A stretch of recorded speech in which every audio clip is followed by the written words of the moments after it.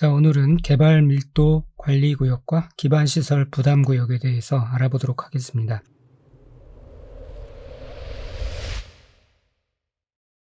자, 오늘 이 두 가지를 마치면 이제 국토의 계획 및 이용에 관한 법률을 다 마치게 됩니다. 먼저 개발 밀도 관리 구역. 지정권자는 6인이죠. 6인은 주거, 상업 또는 공업지역에서의 개발 행위로 기반 시설의 처리, 공급 또는 수용 능력이 부족할 것으로 예상되는 지역 중에 기반 시설의 설치가 곤란한 지역을 개발 밀도 관리 구역으로 지정할 수 있습니다. 그러니까 도시 지역 중에서 녹지 지역만을 제외한 다른 주상공 지역에서 이 개발의 밀도가 너무 높아져가지고 기반 시설의 처리, 공급, 수용 능력이 부족할 것으로 예상되는 거예요. 그런데 그런 지역 중에 더 이상 땅이 부족해서 기반 시설 설치가 곤란한 지역을 개발 밀도를 이제 관리하자, 좀 자제시키자 라는 차원에서 개발 밀도 관리 구역으로 지정해서 관리를 하는 겁니다. 이와 좀 반대되는 그런 개념이 다음에 살펴볼 이 기반시설 부담구역이죠. 여기는 이따 살펴보겠지만 오히려 기반시설의 설치가 필요한 지역이에요. 그래서 그 기반시설을 설치하기 위해서 비용 등을 부담시키는 거죠. 그래서 미리 말씀드리면 이 기반시설 부담구역은 개발밀도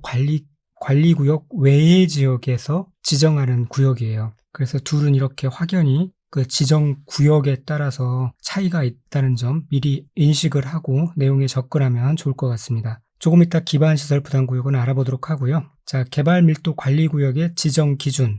역시 기준 나오면 국토교통부 장관입니다. 그리고 이런 구체적인 지정 대상 지역을 보면은 말씀드렸다시피 기반시설의 용량이 부족할 것으로 예상되는 지역 중에서 그러나 더 이상 기반시설의 설치가 곤란한 지역으로서 이런 지역에 해당하는 지역을 개발밀도 관리구역으로 지정합니다. 즉 도로율이 20% 이상 미달되는 지역, 향후 2년 이내에 수도에 대한 수요량이 수도시설의 시설 용량을 초과할 것으로 예상되는 지역, 하수 발생량이 시설 용량을 초과할 것으로 예상되는 지역, 향후 2년 이내에 학생 수가 학교 수용 능력을 20% 이상 초과할 것으로 예상되는 지역. 구체적으로 보면은 2라는 이런 숫자가 많이 등장하죠. 도로율 20% 이상, 2년 이내에 수도에 대한 수요량이 초과, 향후 2년 이내에 학교 수용 능력 20% 이상 초과, 이라는 숫자와 관련 지어서 내용을 이해해 주시면 되겠습니다. 그리고 이 개발밀도 관리구역을 정할 때는 그 경계선이 명확하도록 그 경계를 정해야 되는데, 왜냐면은 그 경계에 따라서 속하느냐 안 속하느냐에 따라서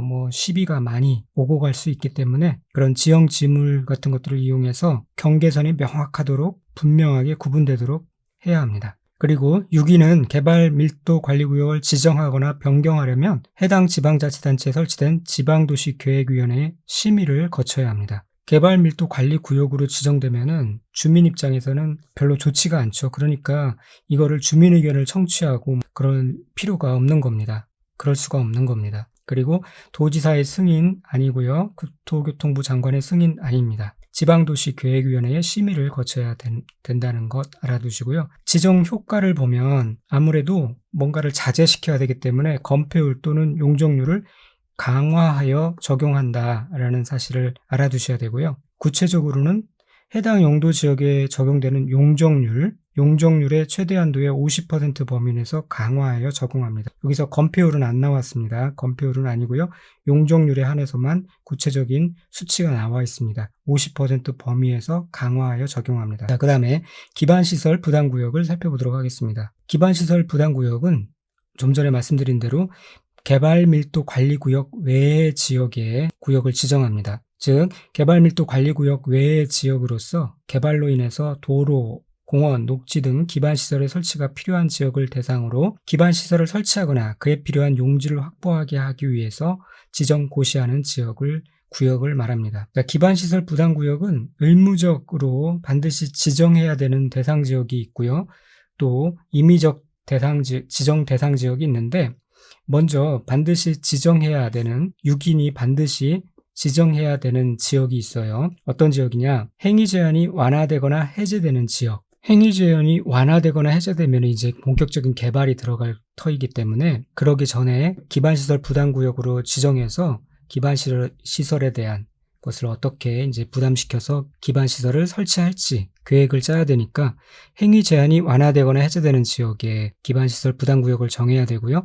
용도 지역 등이 변경되거나 해제되어 행위 제한이 완화되는 지역, 그 다음에 개발 행위 현황 및 인구 증가율을 고려해서 해당 지역의 전년도 개발 행위 건수가 전전년도 개발 행위 건수보다 20% 이상 증가한 지역이고요. 그 다음에 또 해당 지역의 전년도 인구 증가율이 그 지역에 속한 6곳의 전년도 인구 증가율보다 20% 이상 높은 지역, 이런 지역들이 이제 반드시 기반시설 부담구역을 유기인이 지정해야 합니다. 그리고 또 꼭 이런 지역이 아니다 할지라도 유기인이 보기에 필요하다고 인정하는 지역에 대해서는 기반시설 부담구역으로 지정할 수 있습니다. 역시 국토교통부 장관이 지정 기준을 정하는데요. 지정 기준을 정할 때는 기반시설이 적절하게 배치될 수 있는 규모로서 최소 10만 제곱미터 이상의 규모가 되도록 하고요. 뭐 이렇게 작은 개발 행위가 연접해서 여러 구역에서 시행되면은 하나의 단위 구역으로 묶어서 기반시설 부담구역을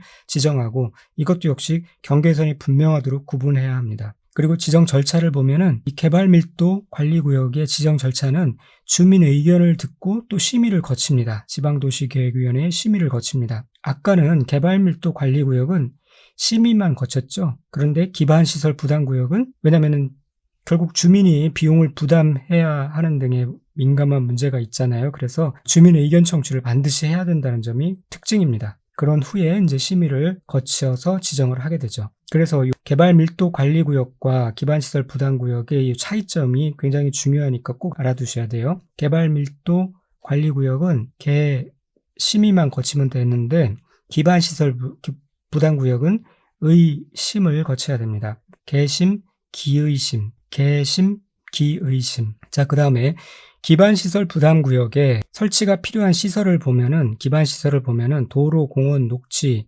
학교, 수도, 하수도, 폐기물 처리 및 재활용 시설 등이 필요합니다. 여기에 대학교는 제외된다는 것 알아두시고요. 기반시설 부담구역의 지정 고실로부터 1년이 되는 날까지 기반시설 설치 계획을 수립하지 않으면 그 1년이 되는 날의 다음 날에 지정이 해제된 것으로 봅니다. 기반시설이죠. 그래서 1년이라는 것, 2년이 아닙니다.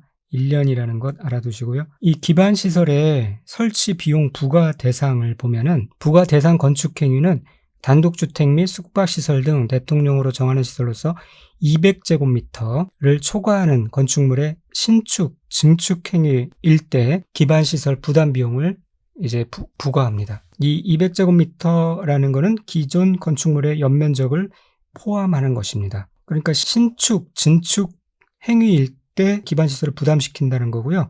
나머지 신증, 개재, 리모델링 이런 것들은 해당되지 않는다는 것을 잘 알아두셔야겠죠. 그리고 또 특징적인 것이 기반시설 유발 개수라는 것이 있어요. 그러니까 어떤 시설이 기반시설이 더 필요하느냐, 유발시키느냐, 그런 지수를 이런 숫자 형태로 표기해서 이렇게 참고할 수 있도록 한 건데, 여기서도 가끔 이제 문제가 나옵니다. 그래서 알고 계셔야 되는데, 물론 약간 이해를 하는 부분도 필요합니다. 예를 들어서 위락시설이 아무래도 사람들이 더 많이 들락거리잖아요. 그래서 이 개수가 더 큽니다. 2.1이고요. 제일 커요. 반면에 가장 유발 개수가 낮은 게 요거잖아요. 창고시설이에요. 창고시설은 들락거리는 사람들이 별로 없잖아요. 관계자 외 출입 금지 그런 거니까요.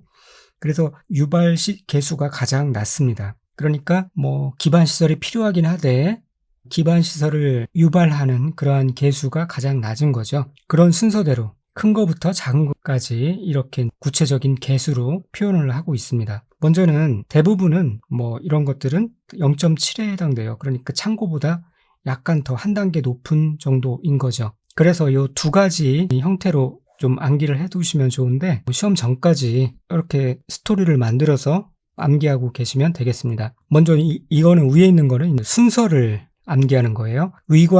위관이라는 이라는 유튜버가 화, 수, 요일에 순종하는 마음으로 일종 판매하며 숙박하다가 과로해서 의료시설 가서 방 창고 붙였다. 이게 이제 유발개수가 높은 것부터 작은 것까지 순서대로 나열한 겁니다. 그 중에서 이제 화수요일에 순종하는 마음으로, 이게 이제 중간에 해당하는데, 요거는 이제 화수 순종은 같은 유발개수 1.4를 가지고 있습니다. 자, 그리고 이렇게 순서대로 암기해서 바로 풀어낼 수 있는 문제가 있고요. 또 어떤 경우는 이거보다 그냥 바로 그 개수를 암기하고 있으면은 쉽게 풀리는 문제가 있어요. 그래서 몇 개만 이렇게 알고 계시면 되겠습니다.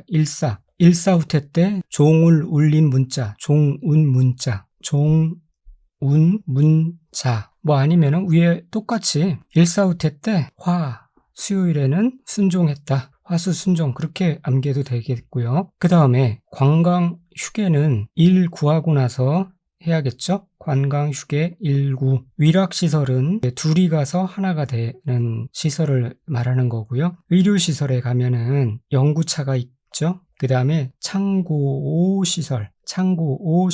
이렇게 암기를 해두시면은 문제 푸는 시간을 대폭 절감할 수 있을 겁니다. 자, 그 다음에 민간사업자가 부담하는 부담률은 100분의 20으로 하고요. 납부 의무자 중에 타인의 소유 토지를 임차해서 건축행위를 하는 자는 그 임차하여 건축행위를 하는 자가 부담한다. 그리고 부과 시기를 보면 6위는 납부 의무자가 건축허가를 받은 날부터 2개월 이내에 기반시설 설치 비용을 부과해야 돼요. 그리고 실제 납부는 납부 의무자가 사용 승인 신청 시까지 내야 됩니다. 사용 승인 또는 준공검사 신청 시까지 내야 된다는 것 알아두시고, 현금 납부 원칙으로 하되 부과 대상 토지 및 이와 비슷한 토지로 납부하는 물납을 인정할 수 있습니다. 그리고 6위는 기반시설 부담구역별로 특별회계를 설치해서 기반시설 설치 비용을 관리 및 운용해야 하고요. 그리고 잔액이 있다면 기반시설 부담구역의 기반시설과 연계된 기반시설의 설치 또는 그에 필요한 용지 확보에